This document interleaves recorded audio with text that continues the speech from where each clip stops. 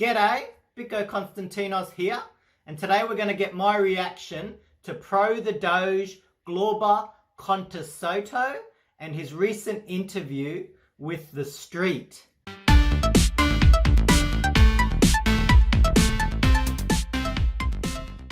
I'm Bico Konstantinos, and it's my goal to provide up-to-date, relevant information that you find valuable that can help you with your trading and investing goals.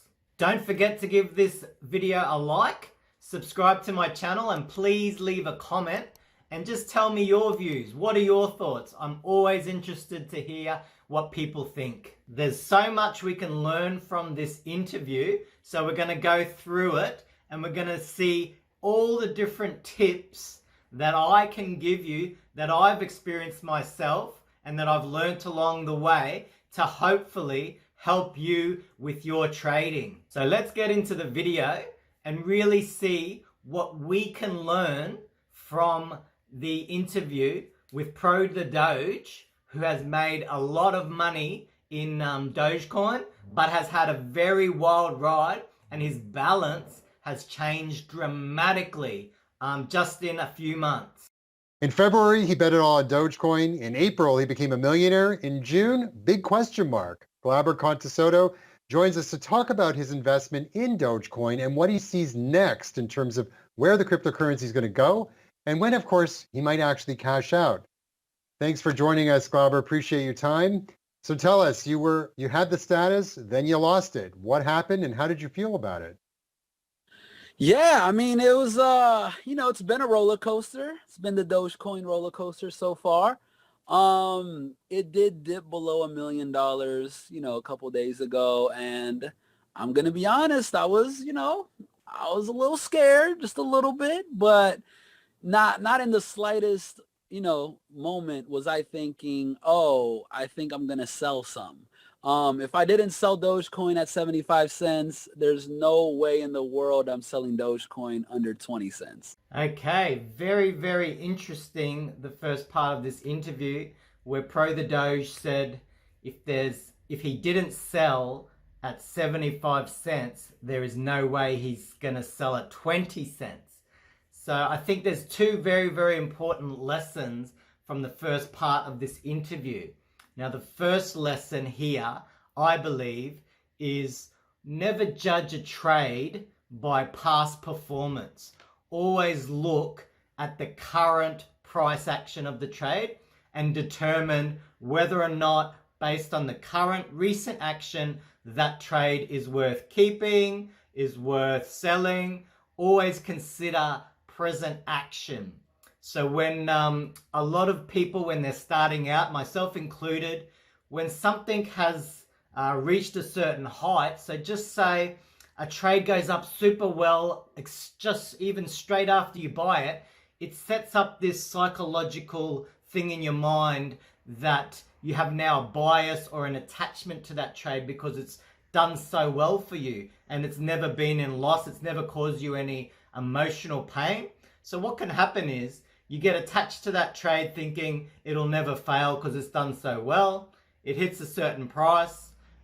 It might come down after that. So you think this stock is definitely going to go back either to that high price or even further because you've developed this emotional attachment or a positive bias towards the trade. So the lesson here that I have learnt is have a look at the trade from all perspectives, look at the recent price action, and always be asking yourself, does this trade make sense, or is there something else that makes more sense? So consider the recent action and then determine whether you should be staying with that trade or not. Don't worry about past performance.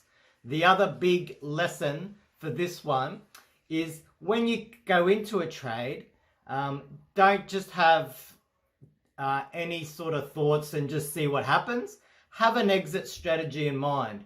Always, when you have a trade, consider what's your maximum risk and consider if this trade goes fantastic.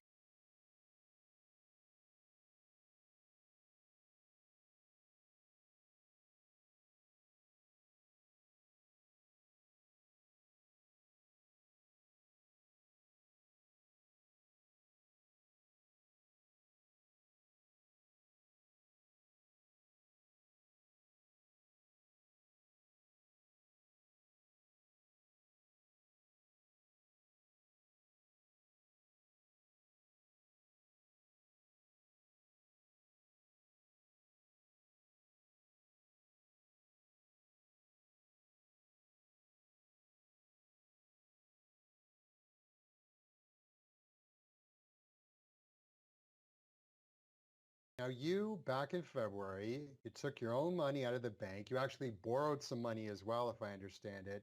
You bought something in the neighborhood of more than 5 million Dogecoin. So whatever that it's going to add up to at 4.5 cents, I believe. That obviously has gone up dramatically, but something happened. Tell us exactly what you went through. Yeah, so I put in all my money. I also maxed out credit cards. I borrowed money from friends and family.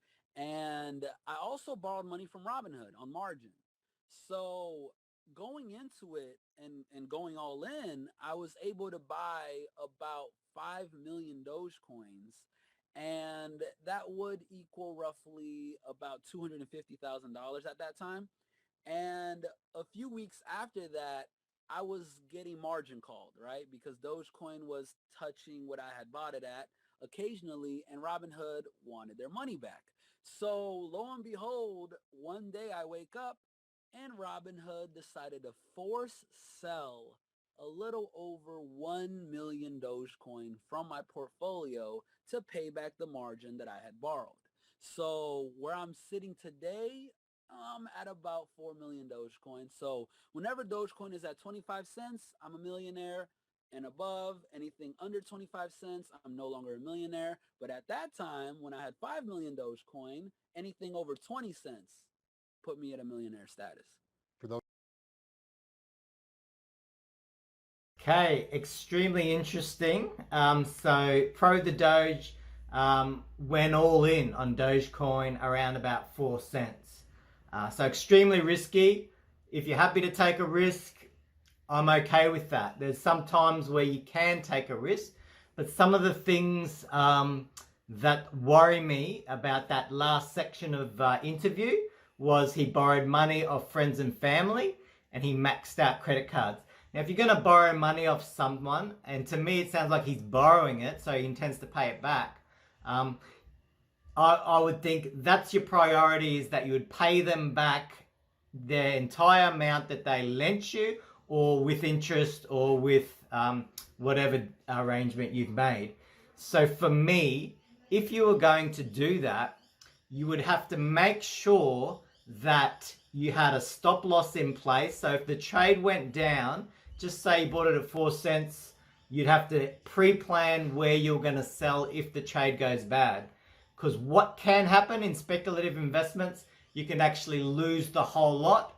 And if you were lending money, if you had borrowed money off someone, you lost the whole lot, that would be the absolute worst case scenario, because you wouldn't be able to pay them back. And that would be dire, because that's other people's money. So you have to take so much extra care if you're going to do something like that. So I would have a plan in place where if it hit this amount, you'd be out of the entire trade, so that you'd have money to at least pay people back that have lent you money, pay back your credit cards, etc. So the other important lesson here, which he talked about, is using leverage. So borrowing money off a broker, that's called using some either leverage or margin. So you do that so you can enhance your return, so you can make a bigger trade. But what happens, like the interview said, you can get a margin call. So if the value of your investment is not as much as the margin that the broker has given you, then they will force sell. And that's the worst position to be in, because normally it's when the market's dropping very rapidly, you get margin called. If you don't come up with extra money, the broker forces the sell of your trades or whatever assets you have within that broking account.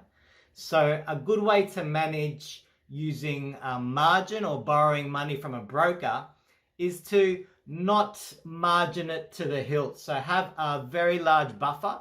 So for example, if you're buying Dogecoin at 4 cents, you only borrow a certain amount, and your actual cash that you've put in is a lot more than what you borrow, or you don't borrow too much, and the additional buffer that the broker has given you is quite a lot, so about 50% maybe. So what happens is, if your trade goes down and just say it hits your stop loss at 2.5 or 2 cents or wherever you've set it, you know, you've calculated that you won't get a margin call unless it hits, 1.5 cents or something like that. So you've already worked out that even if the worst thing happens and the trade goes bad and you have to sell out, you won't get a margin call because you've got a lot of buffer. You haven't borrowed the total amount or even close to the total amount that the broker is willing to let you borrow. You might only borrow 50% of the total amount that the broker is willing to offer you based on how much cash that you've put in yourself. And that's a good rule of thumb. Only borrow about 50% of what they're willing to lend you. And that gives you a 50% buffer so that it's a lot reduced risk of being margin called. And the worst thing, if anyone's used leverage or used margin before, is getting a margin call, forced sell, and then there's either two things: you sell at the absolute low or near the low, or another bad thing is it might sell you out and then the price might move in the original direction that you thought it was going to go, so you miss out on the actual upside because you've been forced sell. So margin can absolutely destroy your returns if you use too much margin and you're forced to sell based on a margin call. So that's my experience. I've been forced to sell many times because I've over leveraged. I've used too much of what the broker's been willing to offer me, and I get forced out, and then I've seen the trades go in my favor, my original thought, and I have lost out on a lot of appreciation, a lot of profit, because I have over leveraged. So I'm hoping that you won't make that mistake. Those of us who weren't familiar the first time around when you bet it all on Dogecoin, I mean, clearly you have a firm belief in this cryptocurrency, in this meme currency. At the same time, though, when you're borrowing that kind of money and you're going through that process, did you actually know or have an understanding about what Robinhood could or couldn't do by leveraging your bet? Not at all. There were a lot of firsts when I was looking into that in the first place. Like, what I learned was that was the first time I ever took anything out on margin, right? And typically I had to learn what margin was and how it worked. So within that time frame, I learned that if I had all my money in the stock market and I had my money in stocks and Robinhood, when I take something out on margin,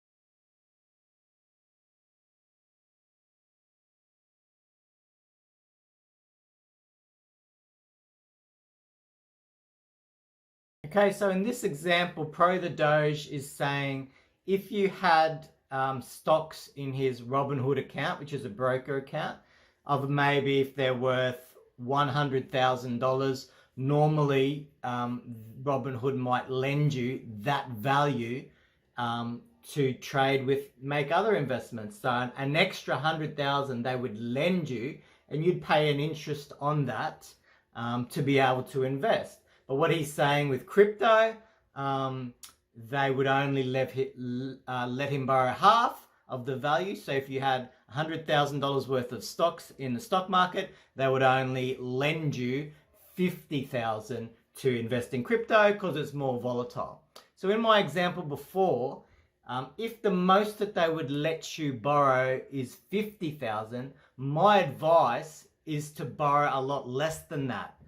So my advice would be borrow maybe about 50%, which would be $25,000 in that example. And that way you've got a $25,000 buffer before you get margin called. Because if you borrow the entire amount that they offer you, all that has to happen is a small drop in price, and then Robinhood is going to be asking for additional money or they could force sell your trade.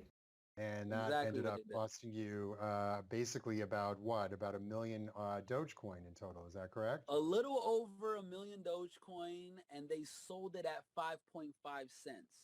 So when I bought it at 4.5 cents, right?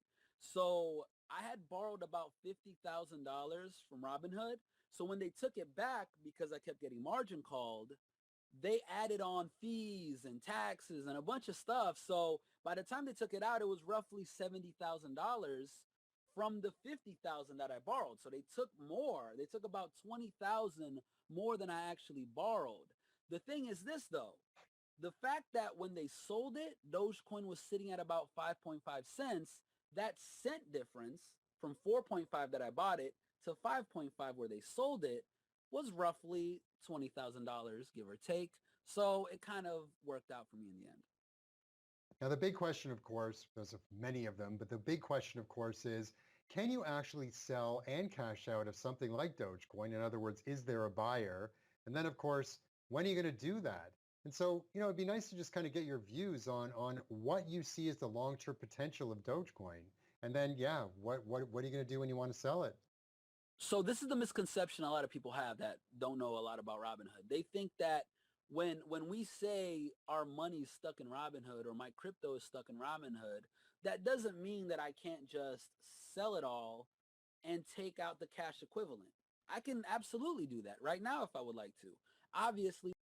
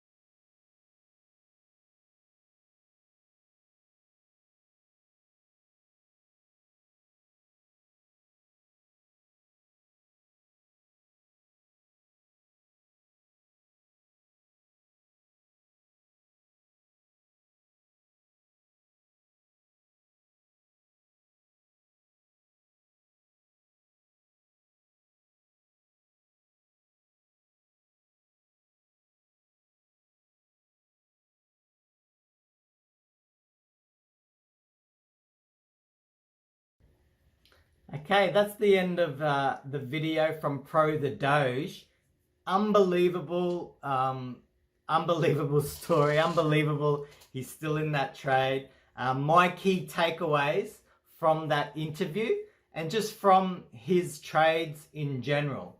So first one is he took a massive extreme risk, went all in. Now, if you are going to go all in, do some research, have a real strong belief. You need to be in something early, like the next big thing, but you need to get in early.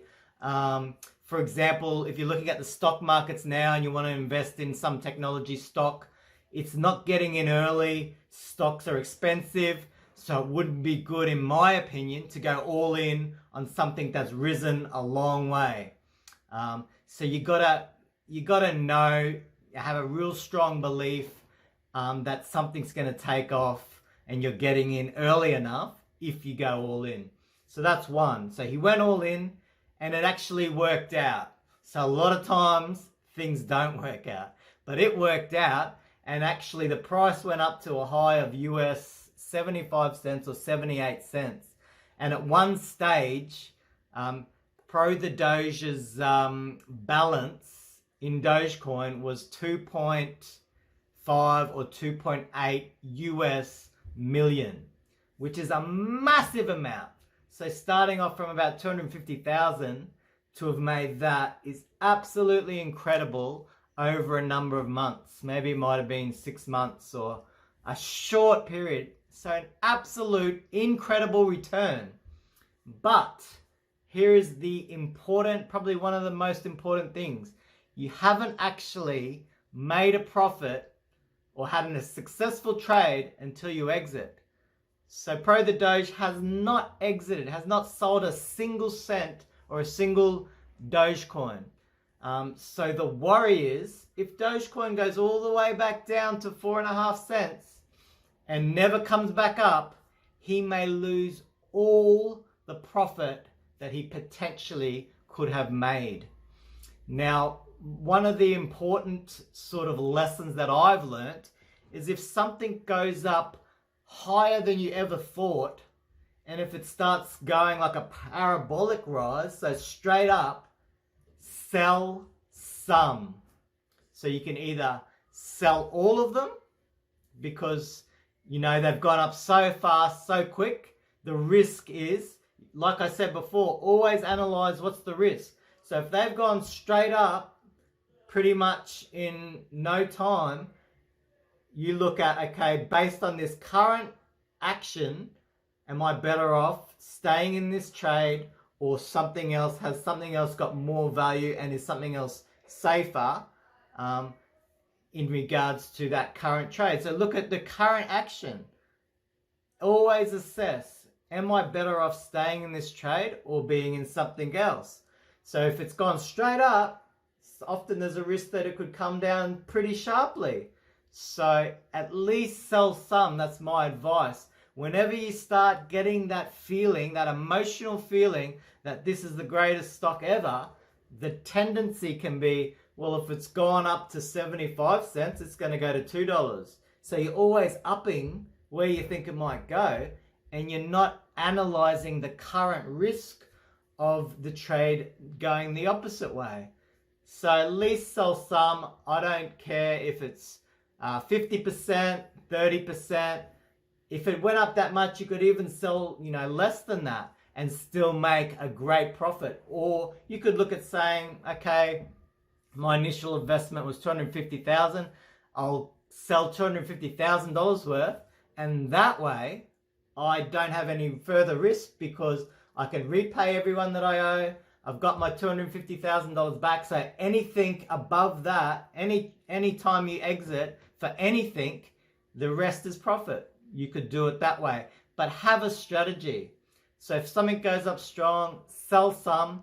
And this is what the benefit of selling some. You've banked some profit, so that way it takes away losing everything. So you've banked something, okay? So you've made some money, you've had that success. So you've had some success. If it comes down and you've got a strong feeling, you could always buy some more. So you might be able to get use some of that money that you sold and actually purchase at a lower price. So there's so many benefits from selling some of your trade if it goes up super strongly. So that's a very important lesson. Another lesson is never base your exit, your thoughts on exiting, on things like tax. So one of his comments was, you have to pay tax. He doesn't want to pay short-term capital gains tax. My advice is just look at the trade, consider your options on the trade. What's the best trade that I can do what's my best management of this trade just based on price action. Forget about taxes. If you pay a lot of tax, that's better than losing all your profit and not paying any tax. So that way you'll become a better trader, because you're not going to base your decision on tax. You're going to base your decision on, where's my money best spent? Is this trade currently offering me the best risk reward ratio? So for example, does it have more potential of continually rising from here, or is the potential probably more that it could fall from here and maybe fall sharply? So always base your decisions on the current price action of your trade. Now, I wish Pro The Doge all the best. I hope he makes a mozza. He's done so well. Even if he sells some now, just awesome return. Even the price currently now is under 20 cents. Still an awesome return. So I wish Pro The Doge all the best. He took a risk. I just hope he can make some good profit that will then help the rest of his life. I'm Biko Konstantinos. I truly appreciate everyone that's taken the time to watch this video. I really hope it has provided you with some value, and I hope that it will help to minimize some of your mistakes in the market so that you can be more profitable and to reach the goals that you want to reach.